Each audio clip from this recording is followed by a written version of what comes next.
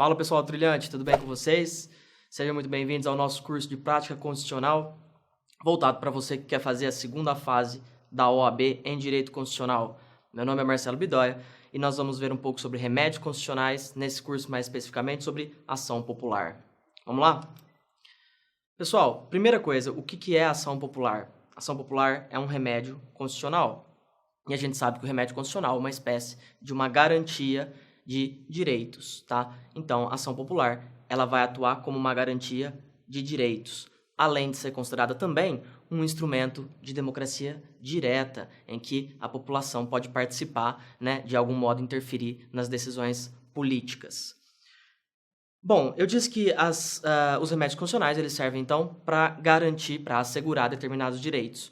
No caso da ação popular, nós estamos falando de um remédio constitucional apto a assegurar direitos difusos, ou então direitos coletivos, né? Direitos que de alguma forma afetam toda a sociedade.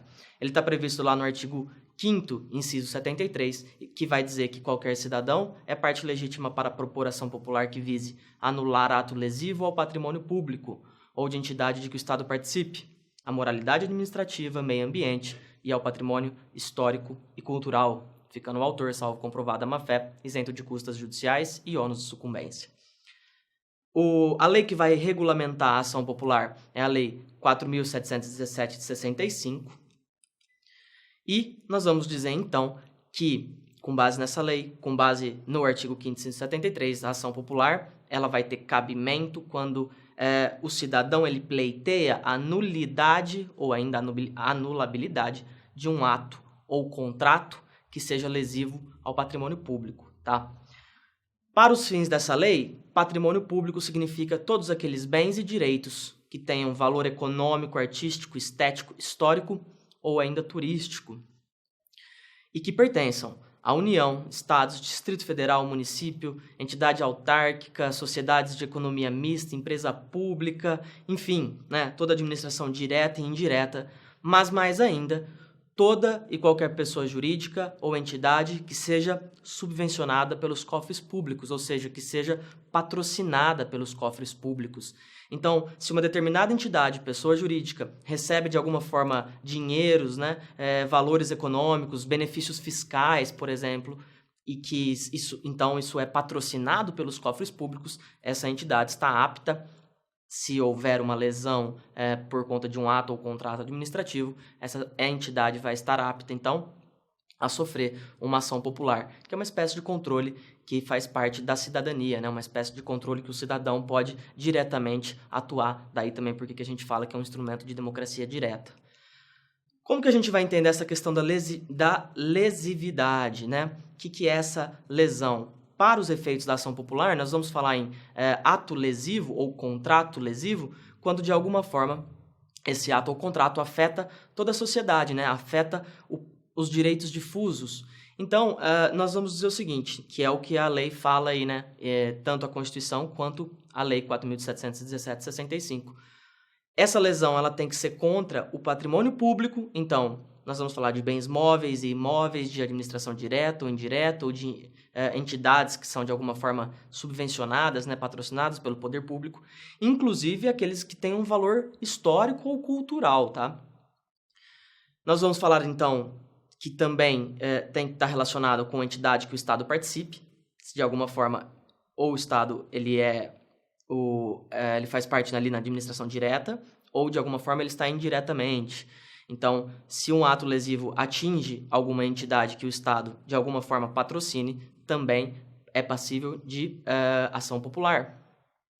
O meio ambiente, então um ato ou contrato que seja lesivo ao meio ambiente também pode sofrer uma ação popular, bem como a moralidade administrativa, né? Nós temos, se nós tivermos uma decisão de algum órgão que seja evidentemente imoral, como por exemplo o nepotismo, né? Como colocar ali a família em todos os cargos de indicação, isso também pode configurar lesividade para os fins da ação popular.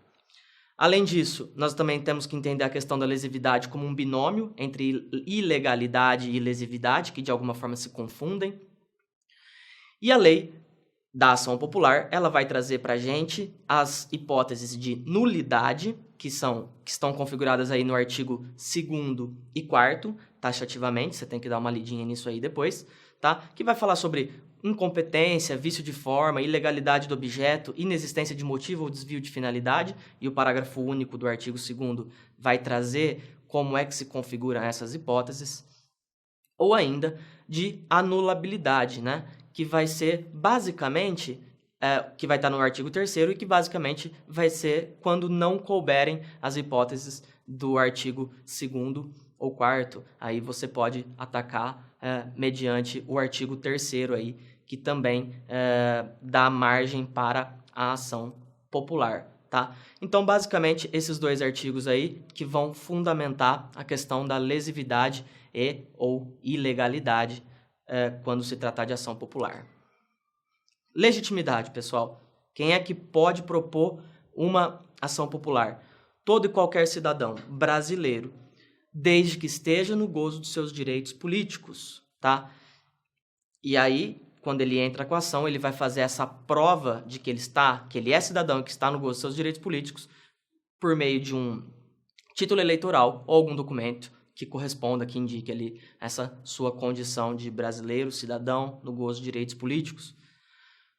Então, portanto, nós não se pode propor a ação popular o estrangeiro, o apátrida, pessoa jurídica não pode, está até simulada aí no STF, súmula 365, ou ainda pessoa física com os direitos políticos suspensos ou perdidos, que são aquelas hipóteses taxativas do artigo 15 da Constituição Federal.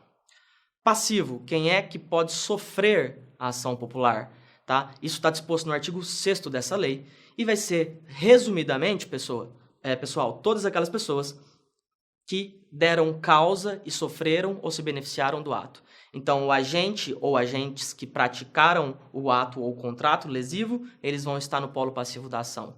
Aquela entidade que sofreu um ato lesivo também vai estar no polo da ação, e ainda aqueles que de alguma forma se beneficiaram diretamente deste ato ou de contrato lesivo também vão integrar o polo passivo da ação. Todas essas pessoas vão estar lá no rol passivo da ação popular, beleza? Competência, pessoal. Quem é que vai julgar a ação popular? Vai depender da origem do ato ou da omissão que está sendo impugnada ali, né? Do ato ou do contrato. Então, se for uma entidade que pertence à União, por exemplo, vai ser a Justiça Federal. Se pertence ao Estado, Distrito Federal ou municípios, a Justiça Comum. Lembrando que o parágrafo 1º do artigo 5º vai dizer que equiparam-se aos entes federados as pessoas jurídicas por eles criadas. Então, se nós falarmos de uma sociedade de economia mista federal, por exemplo, que é patrocinada pela União, como o caso da Petrobras aí, vai ser a Justiça Federal a competente para julgar a ação popular. Se for criado pelo Estado, a Justiça Estadual e por aí vai, né? E ainda, se houver dois entes desses que estão interessados na ação, de alguma forma prevalece aí a hierarquia superior, né? Na verdade, a lei não fala em hierarquia superior, nem sei se podemos falar assim, mas só para você gravar, fica mais fácil. Por quê? Se houver União e Estado, prevalece a Justiça Federal, porque é como se a União fosse superior. Se houver município e Estado, prevalece a competência estadual. Lembrando que o processo sempre vai começar, via de regra, no juízo de primeiro grau. Sempre no juízo de primeiro grau. Só existem duas exceções, que são as hipóteses quando começa no STF. E essas hipóteses são taxativas, portanto, só cabe nesses dois casos, estão previstas lá no artigo 102, inciso 1, letra F e N da Constituição Federal. Então, letra F, aquelas causas em que há conflito entre União e Estado, União e Distrito Federal, ou entre uns e outros.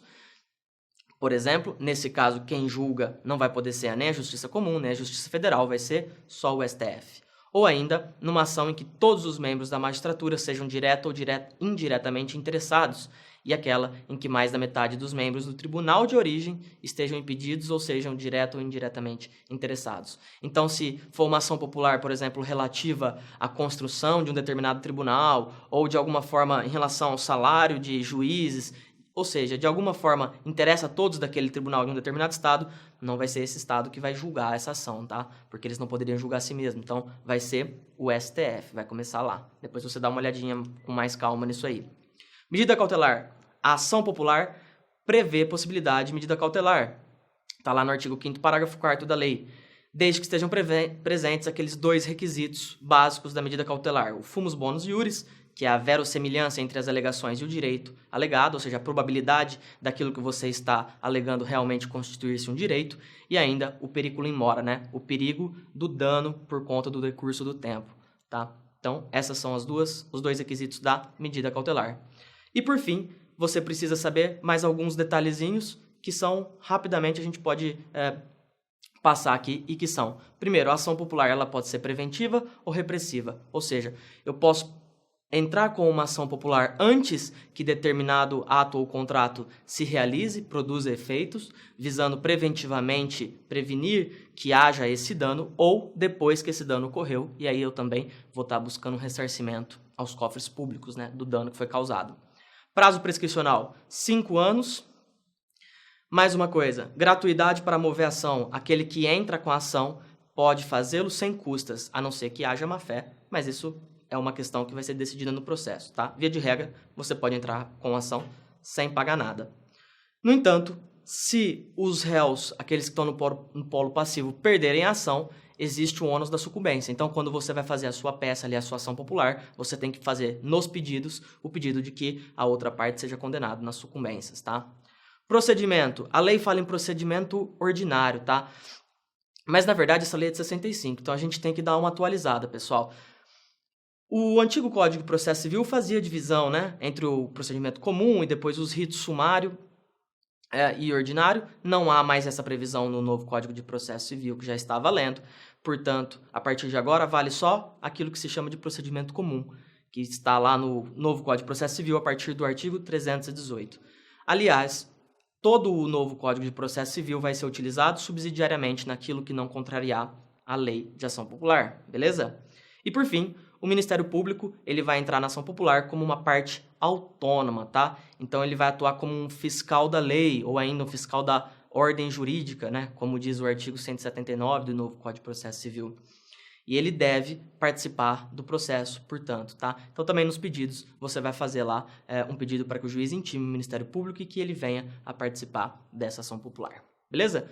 Pessoal, esses são os requisitos, esses são as características principais que você tem que saber e a partir da próxima aula nós vamos ver como nós montamos essa peça processual. Eu fico aqui, te vejo logo mais. Grande abraço e até lá!